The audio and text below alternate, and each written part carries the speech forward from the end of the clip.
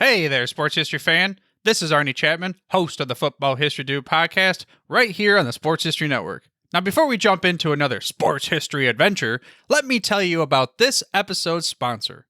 We partnered with Rochester Sports Autographs, the largest JSA authenticated autograph distributor in the United States, where you can get deals on over 30,000 autographed sports collectibles. They even have film, music, and other entertainment autographs on the site, so there's something for everyone. Perhaps you're looking for a gift for Mother's Day, or maybe Father's Day. Heck, who needs a holiday as an excuse to give a piece of sports history to your loved ones? Or how about yourself? Today seems like a great day to add to your sports cave, right? But how is RSA able to offer such great deals on JSA authentication, you ask? Well, they do this by making deals directly with athletes, so there are no extra markups, and they choose to pass these savings on to the customer. All orders from Rochester Sports Autographs are top quality and shipped to your door with top authentication and money-back guarantee. And to make sure RSA knows that the Sports History Network sent you, we created a special link for you. All you have to do is head to shoprsa.com/SHN. Again, that's shoprsa.com/SHN. Head over there to get your piece of sports history today. This podcast is part of the Sports History Network, your headquarters for the yesteryear of your favorite sport. You can learn more at sportshistorynetwork.com.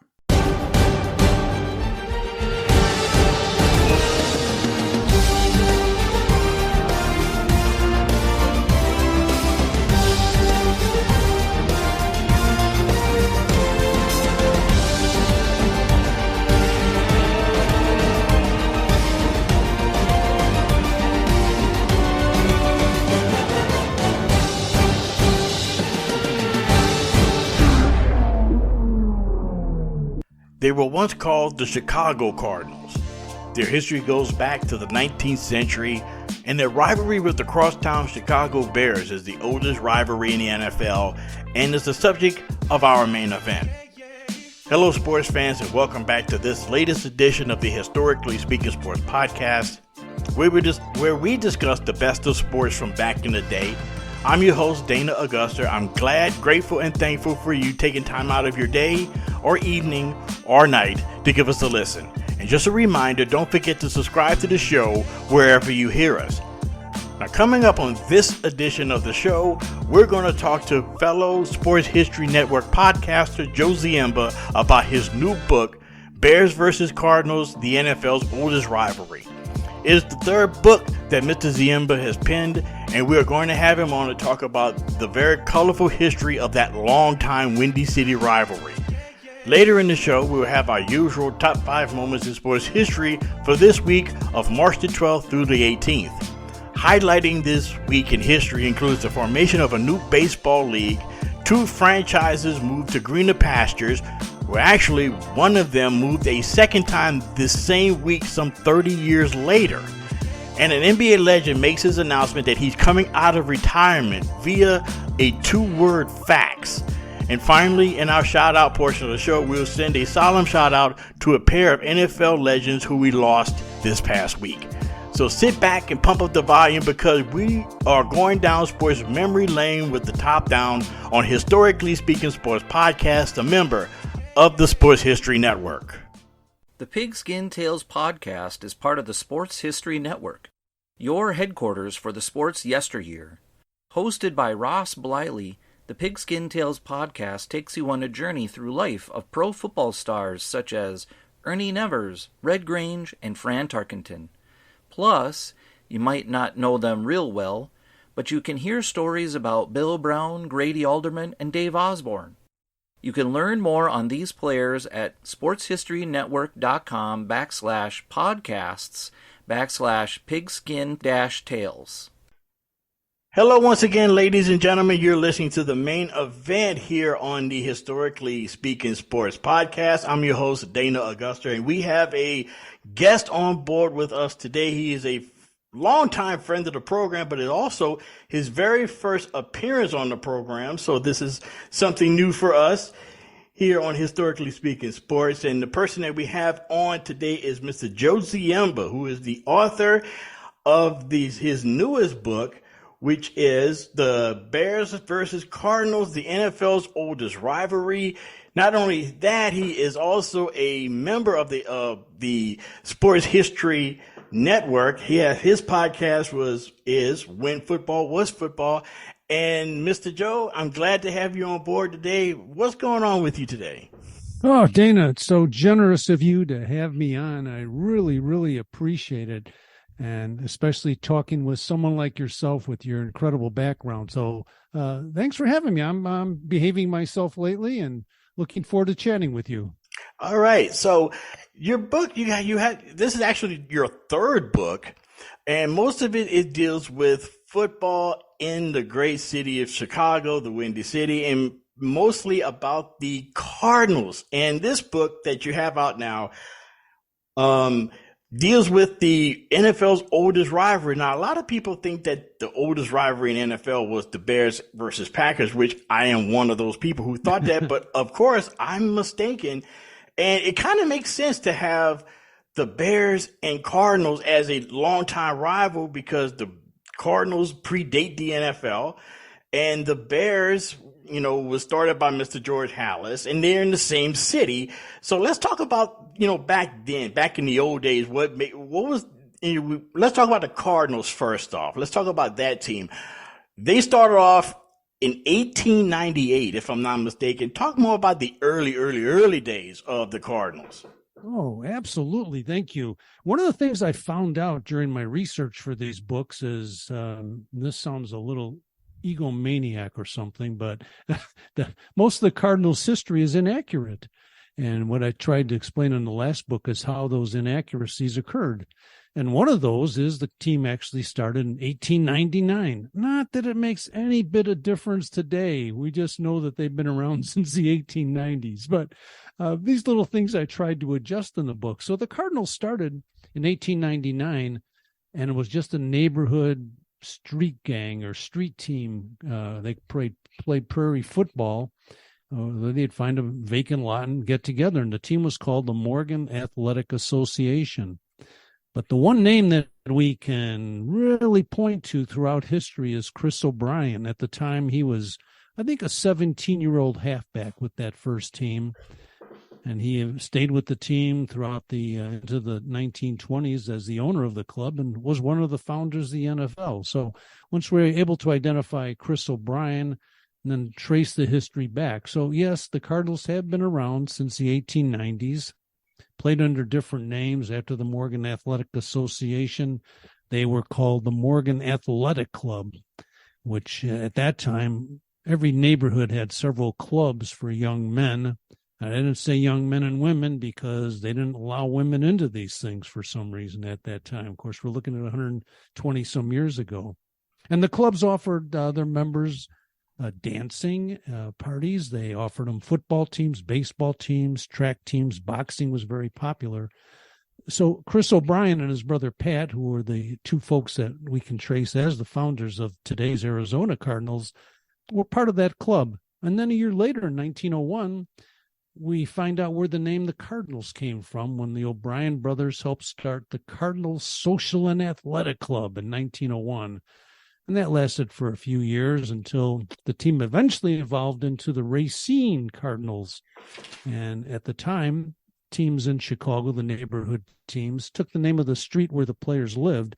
In this case, Chris O'Brien lived on Racine Avenue on the south side of Chicago and decided to name his team the Racine Cardinals, which is what they were when the NFL was founded in 1920. In fact, you may have heard the story, Dana, but the very first minutes of the league identified the team as the Racine, Wisconsin Cardinals, and that was never corrected by the NFL in those minutes. And in 1920, O'Brien changed the team to the Chicago Cardinals. So that's where a brief synopsis of where the team was for those first 20 years before the league actually started. Now, I heard a very interesting story about how the Cardinals got their name Cardinals, and it has a lot to do with the color of the uniforms or the miscolor of the uniforms. Tell that story, because I think it's very interesting how they came up with the name Cardinals. They had a bunch of different names they could have named, but talk about that team. Talk about that name, Cardinals. Yeah, this is one of the great mysteries I was determined to solve the last few years. Where did the Cardinals name come from? And if you look at the history on the Pro Football Hall of Fame, or even on the Arizona Cardinals themselves, it'll state that the name Cardinals came from Chris O'Brien, the owner of the team, in 1901, and that he bought some used football jerseys from the University of Chicago from Amos Alonzo Stagg and said, well, that's not maroon. It looks more like cardinal red. So that's the name of the team. Unfortunately, and I hate to be the bearer of bad news again, but the Cardinals name came from just taking the name and starting their social club. And Chris O'Brien was never the owner of the team until the 1920s. It was always run as part of a club. And so I had the chance to, as we know more and we learn more and have more access on the internet, to look at pictures of the University of Chicago uniforms. Let's go back to 1898 and through 1901, as well as the earliest photos of the Cardinals team. And even though they're in black and white, it'd help if they were in color, the uniforms certainly don't match. And another nice asset that we have as researchers is that Amos Alonzo Stagg kept very meticulous records at the University of Chicago. So I was able to jump into there and find out if I can find any record of him selling uniforms, and that would have shown up in his financials, which it did not. Not saying it didn't happen, but it's very unlikely for several reasons that Chris O'Brien probably never bought uniforms if he didn't own the team. And Amos Alonzo Stagg, as you probably know, was really against folks playing football after college was over, which is a whole bunch of other great stories that I try and share throughout the book. So the name Cardinals came from the Cardinals Social Athletic Club and not from the name of used uniforms, unfortunately. Sorry.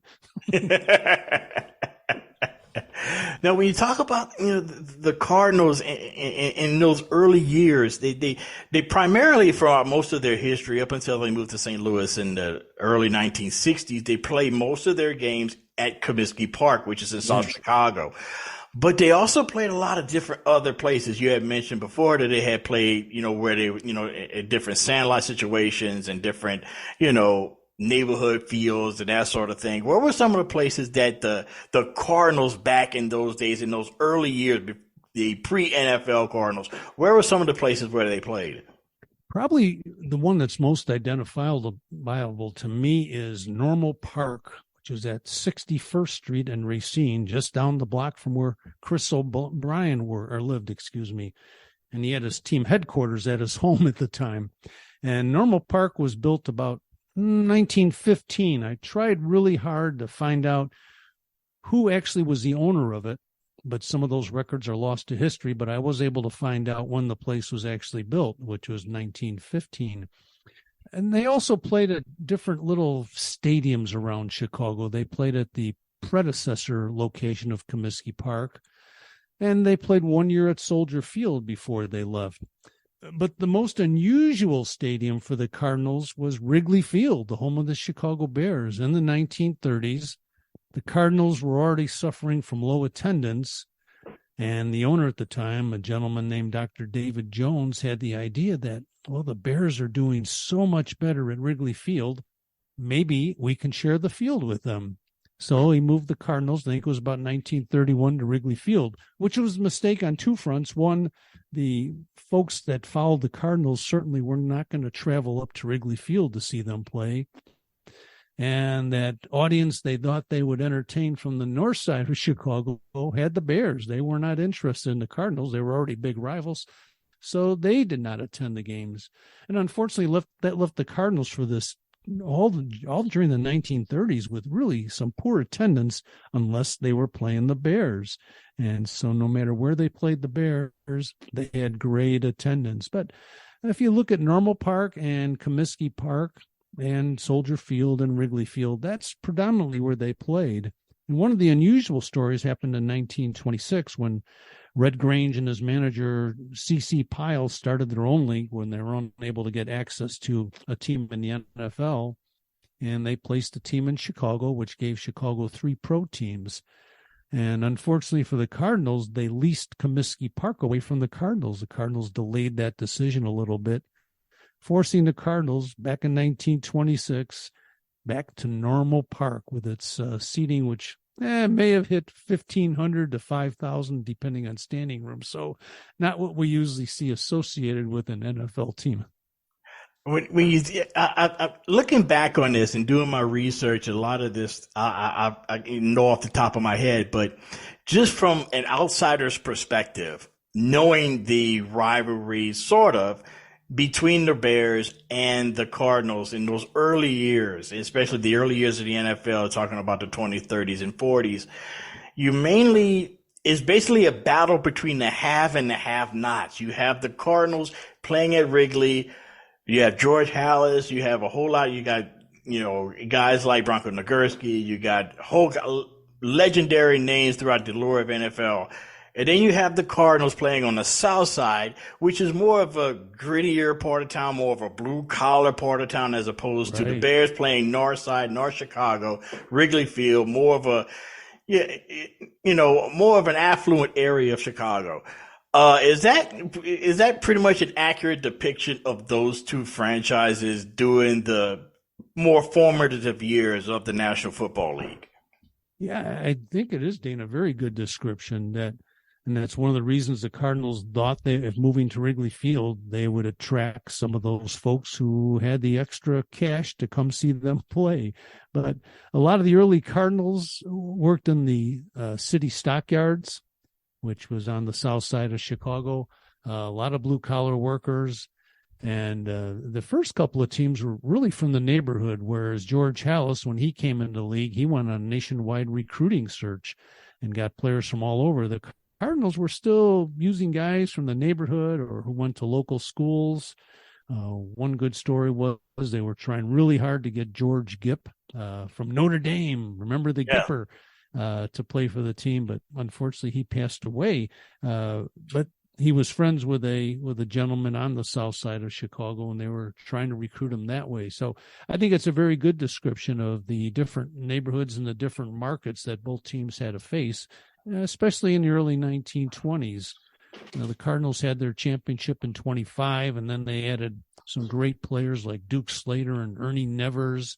They had Patty Driscoll. So they had some Hall of Famers on the squad, but they were unable to repeat that championship for 22 years. And in fact, they were really not competitive for a lot of the years between 25 and 47. And for example, in the 1940s, they lost something like 29 straight games, which is still an NFL record for futility in the league. But that was the neighborhoods were certainly similar. And if you think of the White Sox versus the Cubs today, kind of the same discussion about where they're from and where they might be going. I mean, when you look at throughout the entire sports landscape, and you see whenever you have instances of two teams, two franchises within the same city, you see it in baseball with the Angels and Dodgers in Los Angeles, the aforementioned Cubs and White Sox in Chicago, and then you have the Yankees-Mets rivalry in New York, and then you don't see it too much in basketball unless you count the Nets and the Knicks. But in football, you don't really. In football, it's different because you play against each other quite a bit. I mean, if I'm to remember correctly, the Bears and Cardinals would play twice a year. During those years. Mm-hmm. And what would the games be like between those two? I could about imagine it being very heated. I could imagine it being very emotional games. The Cardinals feeling like they're the stepchild to the Bears, and the Bears trying to beat them because they try to make them quote unquote the junior varsity, so to speak. Was that kind of like the case between those two? It was, it bordered on humorous at times, some of the goofy fights they got in. And it's one of the things that I really wanted to focus on in this book, is to show when the rivalry got together, no matter what the records were. For example, in the 1950s, the Bears were just needed a win to capture the title, and the Cardinals were hapless at the bottom of the division. The Cardinals beat them to knock the Bears out of contention. They also threw in quite a nice fight between the two teams. And I always enjoyed reading the old newspaper articles, and you as a writer would probably appreciate this, the fact that the very poetic description of the battles between the teams, the descriptions of the combatants and how they danced around and managed one flat-fisted punch to the nose of such and such. And it's really a lot of fun, but that's what the Bears and Cardinals were. And one of my favorite stories is the Cardinals being on the South Side, where there was a lot of criminal activity in the 1920s. And one of the games with the Bears was interrupted when Patty Driscoll, the favorite halfback of the Southsiders of the Cardinals, was thrown down and pretty much knocked out by Joey Sterneman and George Hallis of the Bears. And Patty jumped to his feet and started swinging, and he actually knocked out Joey Sterneman. So a brawl ensued with players on both teams getting involved. There's a rumor that the police, I shouldn't say a rumor, the police did come out, some on horseback. And then the crowd joined in the fight. The Southsiders, this was played at Comiskey Park. There was the rumor that I alluded to was George Hallis finding himself face down on the field with one of the gentlemanly fans putting a pistol behind his ear to keep him quiet between the fisticuffs. So the crowd that interrupted the game apparently was the Al Capone mob. Wow. According to Ed Healy of the Bears, who said he had signed as the first free agent of the NFL a week before, and said, "Here I am. I agreed to sign for $100 a game, and I'm out here about to lose my life." You had that Al Capone mob coming out with guns on to protect their idol, Patty Driscoll. And so the fight finally broke up, and in his autobiography, George Hallis wrote, "Yeah, of course we lost the game 6-0, but everyone had a good time." And I love that story. But that is pretty much emblematic of Chicago in the 20s. This is the height of Prohibition. This is doing the height of Al Capone, and the beer wars that was going on in Chicago were pretty much primarily in the South Side. Yes. That was sort of like one of those aspects, one of the added attractions, I should say, about those, playing ball in the South Side of Chicago during the 1920s. It must have been filled with quote unquote highlights, if you will. Yes. And I think some of the fans went anticipating that a fight would break out during a football game. Right. And there was other examples of the fans getting mad and setting fire to the bleachers. Well, maybe they were cold. But you could always count on something unusual. And that even extended into the 50s when two Hall of Famers, Charlie Trippi of the Cardinals and Ed Sprinkle of the Bears, would almost always get in a fight between themselves during the games in the 50s, early 50s. So it extended that from 1920 when they first played until when the Cardinals left after the 1959 season. There always seemed, in fact, it was a rarity if they didn't have a fight on the field. And part of this might be from the head of the team on down. In the beginning, it wasn't too bad. It was the players, but after Charles Bidwell passed away, who really engineered the Cardinals' 1947 championship team, he passed away earlier that year. But Walter Wolfner took over the Cardinals, and he and George Hallis did not see eye to eye, and they fought their battles in the newspapers, and the teams, they followed suit and fought their battles on the field. But it got pretty nasty all the way till the end before the Cardinals left. Yeah, I was just about to ask you about, George Hallis and the owner of the Cardinals, and how did the front offices, or how did the ownership view the other? Because you guys, a lot of the players, having beef with players on the other side, and then you have the ownership going at it between that. It must have been, that's something that you really don't see in the NFL or really in pro sports anymore. Is not only the only case that I could think of not recently, but that kind of reminds me of that is in basketball between the rivalry between the St. Louis Hawks and the Boston Celtics, and Kerner, the owner of the Hawks, and Auerbach, the general coach and general manager of the Celtics, and Walter Brown of the Celtics.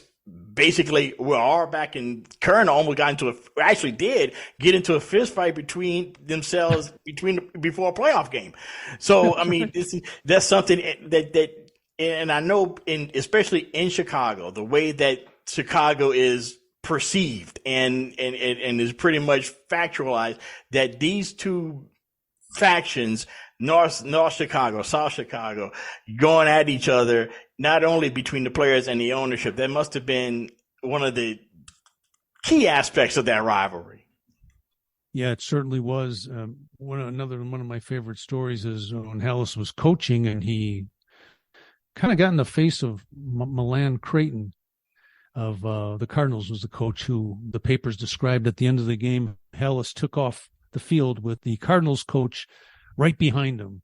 But with the beginning, when Charles Bidwell took over in the early 30s for the Cardinals, previously he had actually been an officer for the Bears, so he had to sell his stock in order to become the owner of the Cardinals. And those two guys were friends. And so although there was a rivalry on the field, it was kind of quiet off the field. But from 1947 through 59 is when things really erupted, when the management of both teams were not shy about keeping up the squabble in the local newspapers. And there were several newspapers. So I think maybe the newspaper men kind of goaded them into making comments, and they were not afraid to do so. But the ownership, especially after Mr. Bidwell passed away, they did not like each other. And so I think the teams kept up that image on the field. Well, now looking at it from my perspective as an outsider, I'm trying to, was there ever a time, and I think you probably alluded to this kind of when the Bears had a chance to win the championship and the Cardinals kind of spoiled them. Was there ever a time in the history of this rivalry where both teams were like really, really good and both were powers of the NFL at the same time? There was. In fact, the best example I can give is 1947. In the 1940s was a very unique time for Chicago football. The Cardinals, as I mentioned previously, had lost 29 straight games, most of it during the war, while the Bears, they were really the monsters of the Midway back then. They won 4 titles in the early 1940s, so 4 NFL titles. But when the war was over and Charles Bidwell had been stockpiling his draft choices, he signed the great Charlie Trippi out of Georgia. And the teams entered the last week of the 1947 season with the Cardinals. Whoever won would win the Western Division and would play for the NFL championship. And so the newspaper coverage was fantastic at the time. All the newspapers were covering the teams on a daily basis, which was not only always the case with pro football, but it came down to the last game of the season. And Jimmy Councilman, the coach of the Cardinals, came up with a trick play after studying motion pictures, as they were called, of the Bears games. And he decided that if he would align his fastest player, a halfback named Babe Demenchev, that naturally a Bears linebacker who wasn't that quick would have to guard him. So they were trying to make this happen on the very first play of the game. And fortunately, the Cardinals won the toss. Unfortunately, Babe Demenchev's wife gave birth to a baby daughter, and Babe had not been to practice all week in order to practice this trick play. So they kind of outlined it to him on the chalkboard before the game. And on the very first play, Paul Crispin went back. Babe did his fake. The big linebacker tried to stay with him, and he was wide open, and they scored on the first play. And that set the tone as the Cardinals were able to defeat the Bears finally, win that 1947 championship for the division, and then play the Eagles, where they won the title game a couple weeks later, 28-21 over the Eagles at Comiskey Park in Chicago. But I think that was probably the foremost time when both teams were really, really good and met when it really meant something. Now, going to fast forward into 1959, and the Cardinals ended up moving to St. Louis and leaving Chicago behind. Overall, what did it mean to the city? You know, if you could tell us that with the Cardinals leaving the Bears behind, was there like a certain faction of Chicago Cardinal fans that were upset that they were leaving for St. Louis? There was, in fact, part of the problem was the Cardinals, even to the morning of the announcement that they were going to move to St. Louis, denied they were leaving. And then had not been a secret that for years, even going back to, say, 1940, when the Cardinals played a regular season game in Buffalo, that perhaps they were thinking of moving somewhere. But it really never got much emphasis, and the team was in Chicago. They weren't drawing well. They signed a lease with Soldier Field, where the Bears play today, and the city was going to remodel the field, make it better for the Cardinals. But when the announcement finally came, the fans were just distraught. And what's amazing is now, 63 years later, how many people are still mad at the Cardinals for leaving. Of course, they blame George Halas, which he had a large role in it. But I think people either began to follow, they made the mortal sin of following the Packers instead of the Bears in Chicago. Oh, wow. Some still follow the Cardinals in Arizona, but this is 6 decades later that families from generation, I do a lot of talks about this, and people will tell me about their family history, how, yeah, their great-grandfather was a big Cardinals fan. When they moved, they were so upset. Of course, others could probably care less, but you had that base of fans who really, really followed the team and went to their games and just could not believe that the South Side was finally going to lose a team. But that's what happened. So, yeah, there were some upset fans, and their family members now are still upset with the team for leaving. Now, talk about, okay, you have this vast knowledge of the Cardinals and the Cardinals history, and you being from Chicago, and what was the idea? What was the inspiration for you to write this particular book? Oh, yeah. Well, I guess the same inspiration occurred when I did my first book on the Cardinals, when football was football. And, you know, when you have stuff in your house and you move, and I had this box of my dad's stuff. He played football for St. Benedict's College in Kansas. And he never mentioned much about his football career, but he was All-American. And then I knew, but I didn't know that he got drafted by the Cardinals back in the early 40s. And I never really looked at his stuff until I moved for about the 45th time. And we decided, we got to get rid of some of these boxes. And I found this treasure chest of stuff my dad's parents collected, including his contract from the Cardinals back in the 40s. And his payment as a rookie was $110 a game, but he had to bring his own shoulder pads and cleats. So that was the NFL in the 40s. But during training camp, he hurt his knee again that he had hurt in college, and he was in the hospital and decided, well, I can make more money coaching high school football than I can playing professional football. And that was about where the story ended. And I wanted to find out what really happened to him, and I was able to locate some articles and magazines that it looks like he actually didn't make the final roster, but then just kind of walked away from it. And the story got a little better back in 1997. The Cardinals celebrated the 50th anniversary of their 47 championship team. And Billy Duell, who was an all-pro end, introduced myself to him, and he described my dad. And I was stunned.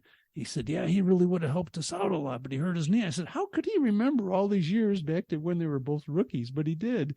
So that gave me a little more inspiration that I wanted to find out what happened to him. And as I went through more research, I found out there was really no definitive history of the Cardinals.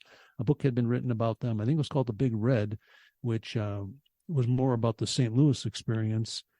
And then as I was finding out some of these possible errors in the history that didn't make sense, and one of those was solved when looking through just tons of microfilm at the Chicago History Museum.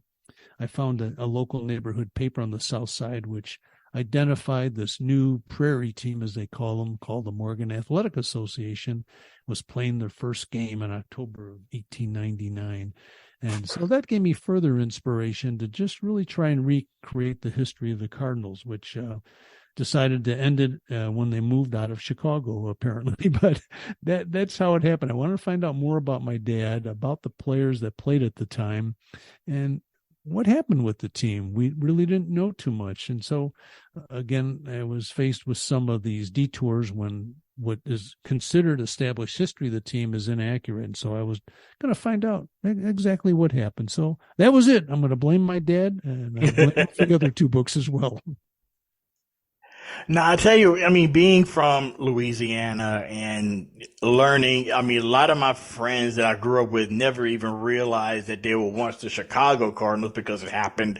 They moved to St. Louis. We knew them as the St. Louis Cardinals and then later the Phoenix Cardinals and the Arizona Cardinals, but never the Chicago Cardinals. And, you know, as I really got into sports history as a teenager, I discovered the Chicago Cardinals, and I'm like, oh, they were in Chicago. And I was like, that must have been a natural rivalry between the Bears and the Cardinals. And as I was reading, for the most part, the rivalry between the Bears and the Cardinals, for the most part, was like the rivalry between the hammer and the nail. Yes. But there were, I mean, obviously there was some, I mean, the Cardinals winning the 1947 NFL championship, knocking off the Bears, you know, to get that division title, you know, was one of the highlights. What were some other highlights in this book that you wrote about that is just, that you found interesting as you developed the book, wrote the book, and some really nice nuggets of information that you did not know? Oh, yeah. Let me give a couple of them. I'm going to go back to the beginning, 1899, when they were considered a professional team. They collected money at the end of the game, and they had a young guy in the team who was 16 years old named Hugo Bezdek. And Hugo played with them because his high school did not have a football team. Well, he played a couple of years with the professional Cardinals, then went to the University of Chicago, where he became an All-American. And it was kind of odd, as much as Amos Alonzo Stagg hated the pros, here he had a guy in his team who played professionally and didn't say a word about it. And Bezdek's a great story, too. He's still the only person who has managed a Major League Baseball team and was the head coach of an NFL team. So he was a neat early experience. Then finding some of the stuff about the gangsters in Chicago. There was another story about George Trafton, a big center for the Bears, who liked to drink, was very good at it, and got in a lot of barroom brawls. Now, see, you and I would never do anything like that. And so I look at guys like Trafton and say, whoa, boy, what a talent, a football player and a brawler. And he decided to become a professional boxer. And in one of his fights, Red Grange was serving as his manager. And Red Grange, of course, the Hall of Famer, the legendary Hall of Famer, said a gangster came in. Didn't know he's a gangster, but they found out later that it was Machine Gun Jack McGurn from the Capone mob, who was just checking to make sure the fight was on the up and up so they could bet on it. And that's kind of stuff you really don't hear too much about. I also had a chance back in the early part of the century to check on George Halas. There's been so much written about him. And I found out Halas really didn't play much football until his senior year. He was too little. But we have a photo in the book, which I think is the first sports photo of George Halas playing what's called indoor baseball, which looks a lot like 16-inch softball that's played in the Chicago area, a big old ball, but they played it inside at the time, and he was a great pitcher. Didn't do much in terms of playing football at all. Then he went to the University of Illinois and became a basketball and a baseball star. Again, only played pretty much his senior year. But in the service, he played in the Rose Bowl as part of the Great Lakes Navy football team during World War I, was the MVP of the Rose Bowl back in 1919, and that's where he kind of got his football reputation. So stuff like that was really neat, and I thought, even the name of the Cardinals, we talked about the jerseys, but when the team incorporated, for example, in 1917, again, the name of the team was the Racine Cardinal Pleasure Club, and that certainly doesn't sound like a football team. But, Chris O'Brien was involved in that. And I just love the stories, and I won't bore you with all of them, but for example, Bulldog Turner, the Hall of Fame center for the Bears. One of the great football nicknames too. Bulldog Turner. Gosh, wasn't it? And apparently one night he was sitting on the ledge of a room with some of his teammates. They had a beer or 12, and he leaned back to drink his beer and kind of fell out the window on the second floor. Well, apparently he hit as the story goes, legends of these guys, he hit the awning on top of the first floor and fell to the street, landed on all fours to where a Chicago cop walked up and said, "Hey, buddy, what's going on here?" And Bulldog, who'd had a few grogs or cocktails, said, "I don't know. I just got here myself."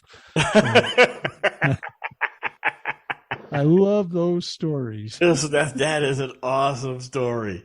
That is now you've written 3 books. The second book has a very interesting name: Cadets, Cannons, and Legends: The History of the Morgan Park Military Academy. Now talk about that book. Just for a quick second. What is that book about? Oh, thank you for asking. It's one of those topics where, as we get older, we say, "I'm going to do something on this topic," but I never did. And that's where I grew up. My dad was a football coach. In fact, that's where the Cardinals training camp was in the 40s when he was trying out for the team or signed with the team. And I had heard over the years that there had been many great players there, and they were wonderful teams when I was growing up. And I decided I was going to see if there might be something there to do a book on it. Of course, it would have a very limited market, but those who might like football history. And the school has kept all its records going back to 1894 for the football team. And so I was in heaven just going through every year and recreating the schedules and the games, and found out that 4 members from that school are now in the College Football Hall of Fame. And so that's pretty amazing that they've had that kind of reputation. The school gave up football, I think, in 1978, so they haven't lost in 45 years, but they're still ranked with some of the biggest total wins in the history of Illinois football. So it was kind of a very fun research project for me to do. And basically, I got to write about my dad at length, about his teams, and meet some of his players, and some of them still stay in touch. A lot of them are in their 70s and 80s, and was just a really fun thing for me to do. So it was kind of a vanity project, but one I wanted to honor my dad again, but also found out so much about high school football back then that instead of taking nice buses or planes, they would take a horse and buggy to go to their football games. Yeah. Now, before I let you go, are there any other projects or anything that you have coming up that you want to let all the listeners know about? Oh, thank you very much. Yes. And we're happy and proud to be part of the Sports History Network. We do a couple of programs a month on Chicago football. Usually it's the Bears and the Cardinals. Once in a while we'll do a college or a high school team, but it's pretty much the pros, where we find an original topic and research it for that episode. So it's always kind of fun. One of the current ones that we've had released is on Charles Bidwell, the owner of the Cardinals, who his first love was women's softball back in the 1940s. So we were able to spend some time on that. Also part of the Football Learning Academy. Ken Crippens started that, where proceeds from that effort go to help ex-NFL players. So starting to get more active on that. So I'm always happy to do that.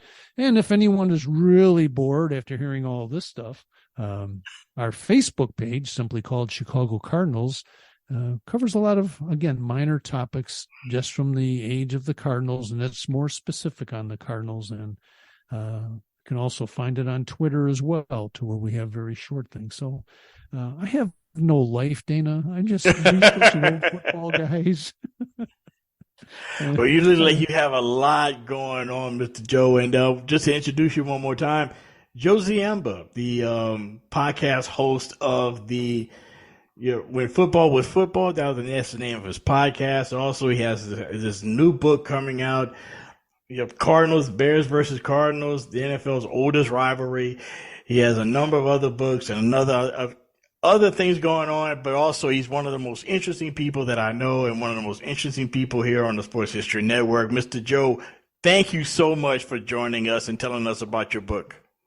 No, thanks so much. And it was really an honor and also my pleasure. And thanks for putting up with me as we recant and retell some of these long forgotten stories. So Dana, thanks so much, and continued best wishes with the wonderful podcast that you have here. Thank you so much. Man, thank you. No problem. Thank you for having me. I'm glad that you came on, and we'll be right back right after this short break. At the Sports History Network, we're all about the sports yesteryear, and so we're pleased to introduce you to Row 1, an online memorabilia gallery and shop that brings sports history to life. The Row 1 gallery features over 5,200 gorgeously reproduced prints of team posters, game program covers, game tickets, and advertisements in baseball, pro and college football, pro and college basketball, and more. Any gallery item may be printed in a variety of sizes on wood, metal, canvas, acrylic, or poster paper. It's your choice. In the Row 1 shop, you can pick from thousands of unique items that feature retro and historical backgrounds dating back to 1876. We have everything from clothing to phone cases to mugs, even shower curtains. Go to sportshistorynetwork.com/row1 for access to the full Row 1 catalog. When you buy from the gallery today, you can instantly save 15% on your purchase. All you have to do is enter the code SHN15 and your discount will be applied. That's SHN15. That's it. Simple. Save 15% off all your prints in the Row 1 gallery. Just go to sportshistorynetwork.com/row1. And don't forget to check out all the podcasts on the Sports History Network. Soundtrack provided by Kevin MacLeod of filmmusic.io.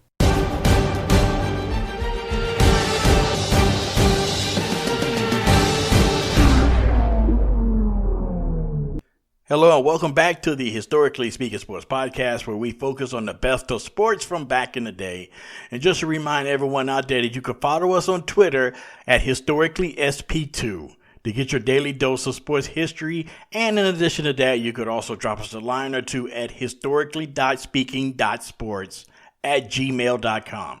And right now it is time for the Home Field Apparel Top 5. Home Field Apparel is the sponsor of our episodic Top 5, where we count down the 5 biggest historic moments in the world of sports history that are celebrating anniversaries, and is being brought to you by Home Field Apparel. The college basketball tournaments are here, and whether your team is in the NCAA tournament or the NIT, the best way to show off your school spirit and fandom is to wear a shirt or hoodie from Home Field Apparel. They have a wide range of styles for your favorite team with what I call old school logos, not only to make you stand out in the crowd, but also to show that you are a true fan. They have shirts that represent close to 200 schools and adding more schools and more styles every day. And on the website, you can hit the rewards button located at the bottom of the screen to get 20% off of your next purchase.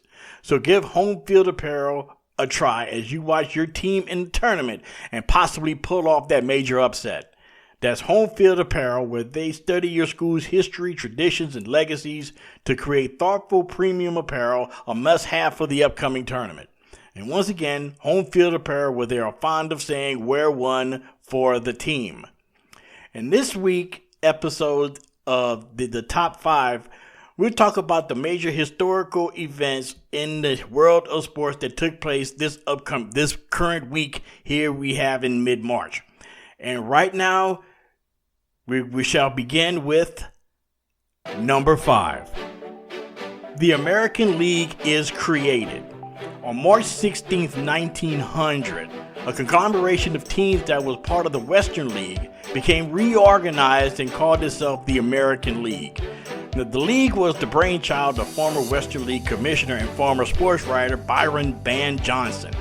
And joined by associates and club owners Connie Mack and Charles Comiskey, Johnson moved to make his league a fellow major league in direct competition with the well-established National League at the turn of the 20th century. By the opening of the 1901 regular baseball season, 8 teams were comprised the new league. The teams included Connie Mack's Philadelphia Athletics, the Detroit Tigers, the Boston Americans, which would be later known as the Red Sox, the Cleveland Blues, who would change their name to the Indians and much later on now the Guardians, the Chicago White Sox, which was owned by the aforementioned Comiskey, the Washington Senators, and then there were the Milwaukee Brewers, which was a Western League team that would later move to St. Louis and change their name to the Browns. Those Browns would stay in St. Louis until 1952, where they would inevitably move to Baltimore and become the Orioles.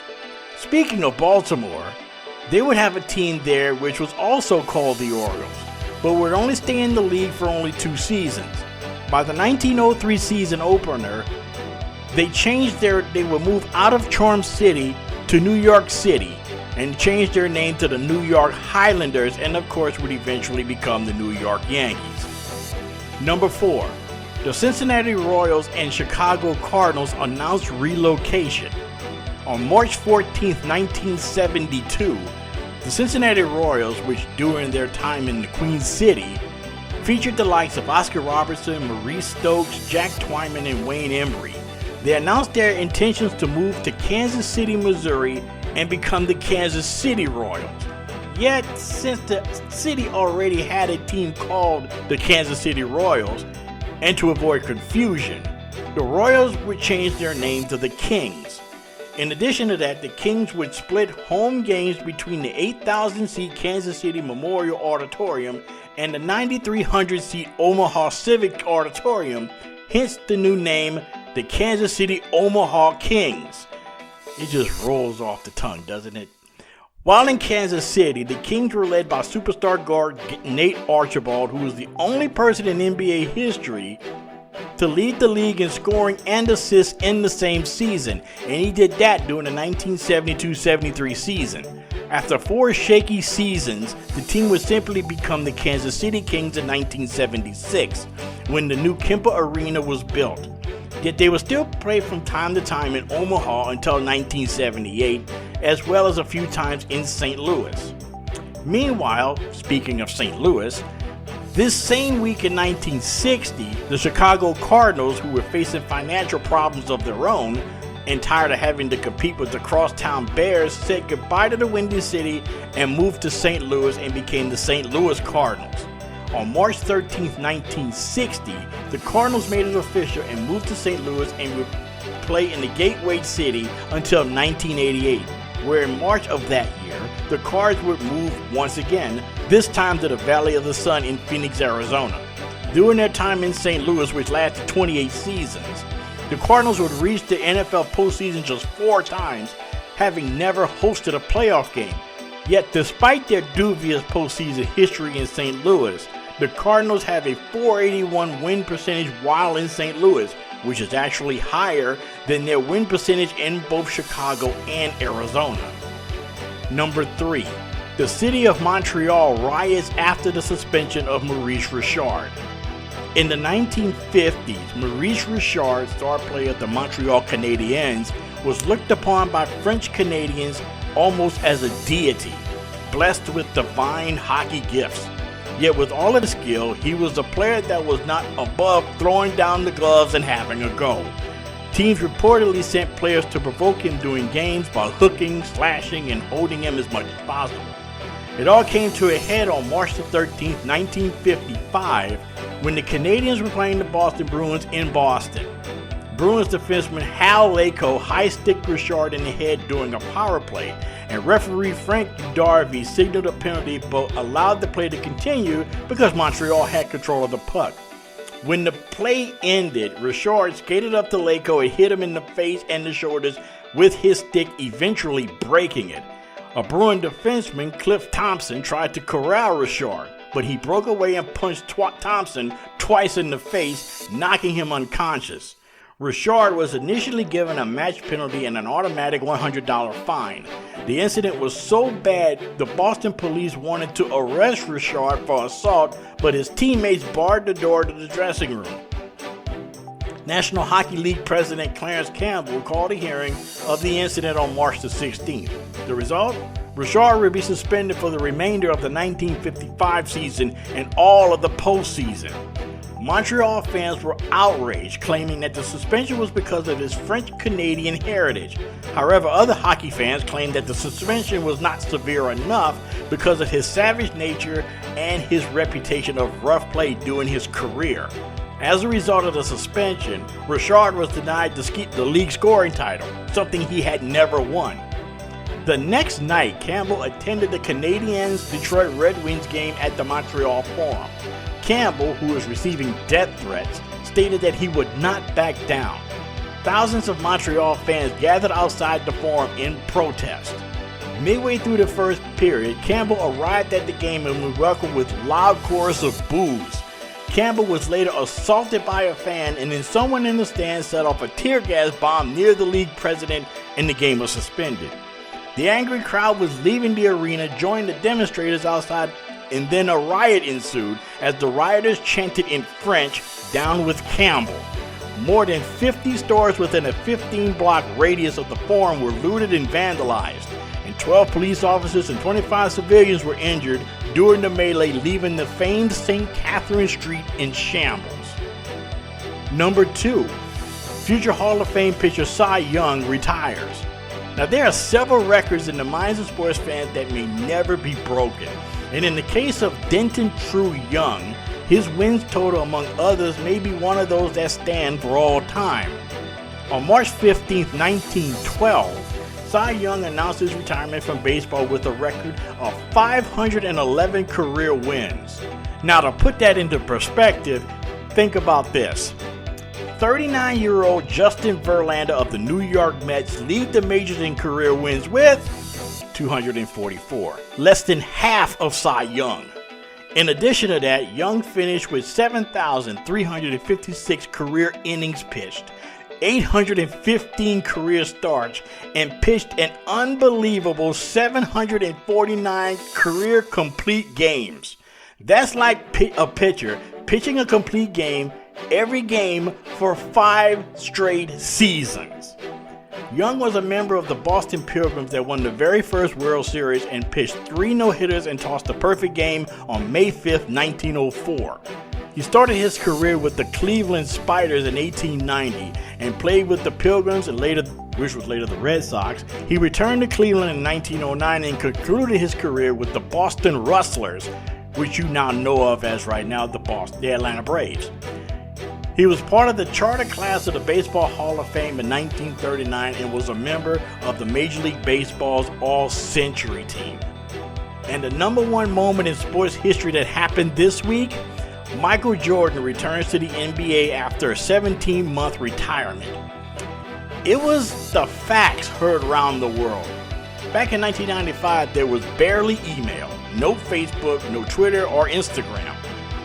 Taking advantage of 1990's technology, Michael Jordan announced on March 18, 1995, in a 2-word fax that said simply, "I'm back," ending his 17-month retirement to return to the Chicago Bulls. In October of 1993, Jordan, right before his Bulls were looking to defend their 3rd consecutive NBA championship, shocked the sports world and announced his retirement, claiming that he had nothing left to prove in basketball. Over the next year and a half, Jordan played minor league baseball for the Birmingham Barons, a minor league club in the Chicago White Sox organization.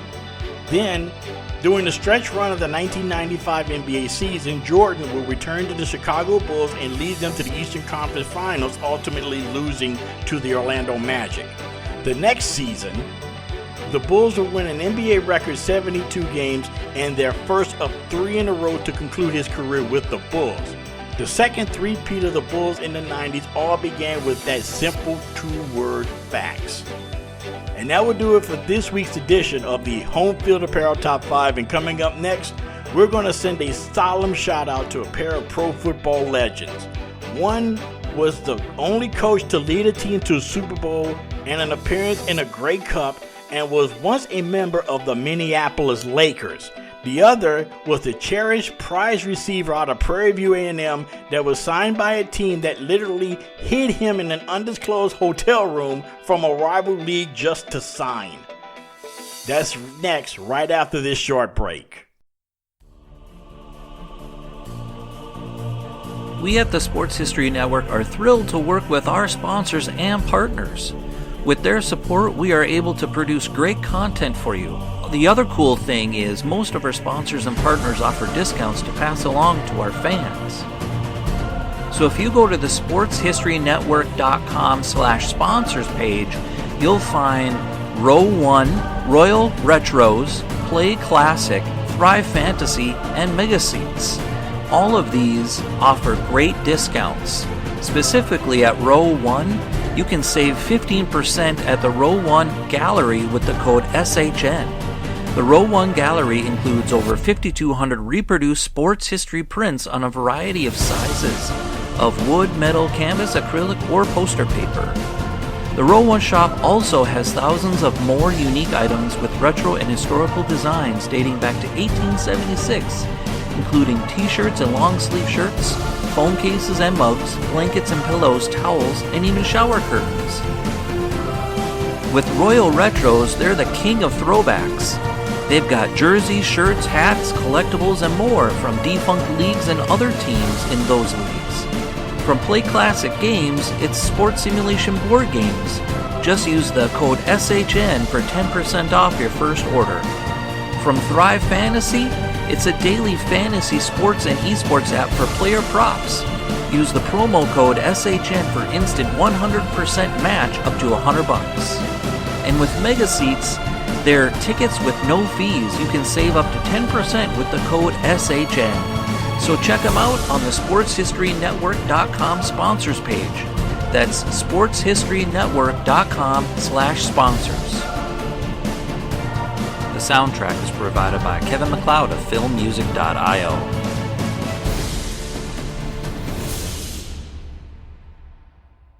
Hello and welcome back to the program. And to conclude this episode, we normally send out a shout out to a historical event or historical person within the vast world of sports and sports history. And unfortunately, in today's episode, we will send a solemn shout out to not one, but two legends in the world of pro football that passed away within a few days of recording this podcast. The first is former Minnesota Vikings head coach Bud Grant, who led the Vikings to 4 Super Bowl appearances in the span of 8 seasons and is still the winningest coach in Vikings history. Now, when you think back to Bud Grant in his coaching career with the Vikings, it is important to point out that he didn't establish the team. It only seems he's been there as long the team has. But through and through, he was Minnesota. He attended the University of Minnesota after serving in World War II and was a 3-sport star with the Golden Gophers, where he played football, basketball, and baseball. Now, did I say he was Minnesota through and through? Well, he began his professional career not in football, but in basketball. He played 2 seasons with the Minneapolis Lakers before going to football, where he crossed the border and signed with the Winnipeg Blue Bombers of the Canadian Football League, where he would eventually become head coach at the age of 29. In 10 seasons in Canada, he coached the Blue Bombers to 6 Grey Cup appearances and 4 championships. By 1967, Grant returned stateside to take care of a talented yet rudderless Minnesota Vikings team. The Vikings, before Grant arrived, was already kind of successful despite being an expansion team. They were not a playoff team, but unlike typical expansion teams, they were very competitive. That talent was evident as the team took off in the late 1960s, and by 1969, the Vikings had catapulted themselves into their first Super Bowl against the Kansas City Chiefs in Super Bowl IV in New Orleans. Yes, time moved and players and coaches came and went through the 70s and early 80s. There was one constant in Minnesota, and that was Bud Grant. Okay, maybe Jim Marshall. But Coach Grant for sure. He retired from coaching in 1985, but stayed connected to the team all the way to his passing at the age of 95. Now, on January 11th, 1970 in New Orleans, as I mentioned before, was Super Bowl IV. In Coach Grant's first Super Bowl, his Vikings defense had to contend with one of the most dangerous weapons in pro football at the time. Lining up at receiver for their opponents in that game, Kansas City, was a player named Otis Taylor. The signature play of that Super Bowl in Tulane Stadium was Taylor catching a quick hitch pass from quarterback Len Dawson and turning it into a 46-yard touchdown to give the AFL their second Super Bowl victory. To me, the best way to describe Otis Taylor was he was basically the Randy Moss of the 1960s. After starring at Prairie View A&M, Taylor was drafted by the Chiefs in the AFL, but also into the NFL in 1965, thus began one of the legendary signing stories ever. Emblematic of the bidding wars between the two leagues in the 1960s, the Chiefs and the Dallas Cowboys were willing to do almost anything to sign the best college talent. So, as the story goes, the Dallas Cowboys are looking to sign Taylor out of Prairie View and to keep him away from the Chiefs. The Cowboys hid him in a quote-unquote undisclosed location. They hid him in a hotel. The Chiefs had heard about this and sent their lead scout, Lloyd Wells, which was one of the first African-American scouts in pro football, disguised as a photographer for Ebony magazine, and told Taylor that the Chiefs were ready to sign him to a large contract with a new Ford Thunderbird, which was already parked at the Chiefs' offices. Also, to add to the subterfuge, Wells told him, quote, "If you don't come with me, I will lose my damn job," unquote. Taylor, to elude his quote-unquote babysitters, slipped out of the window and signed with the Chiefs, and the rest is history. Well, that history was pretty impressive. Along with a Super Bowl ring, Taylor was the two-time first-team All-Pro in 1971 and in 1972.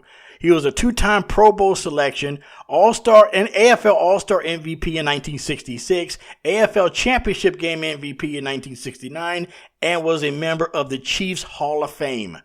The only thing missing from his resume is a bust in Canton, and I think that may be coming pretty soon. And that will do it for this edition of the Historically Speaking Sports Podcast.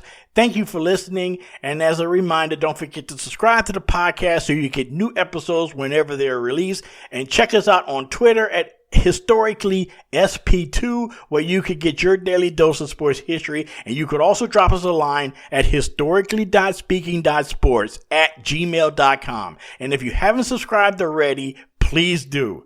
And also tell your family. Tell your neighbor, tell a friend, or even tell a passerby on the street about us. I would really appreciate it, and it would really help us out.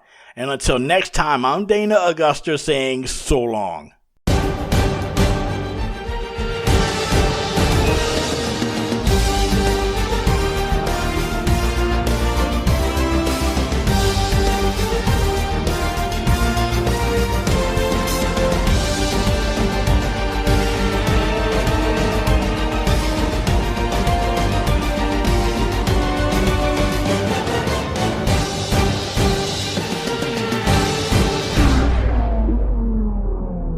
Hi, this is Joe Ziemba, the host of When Football Was Football, here on the Sports History Network.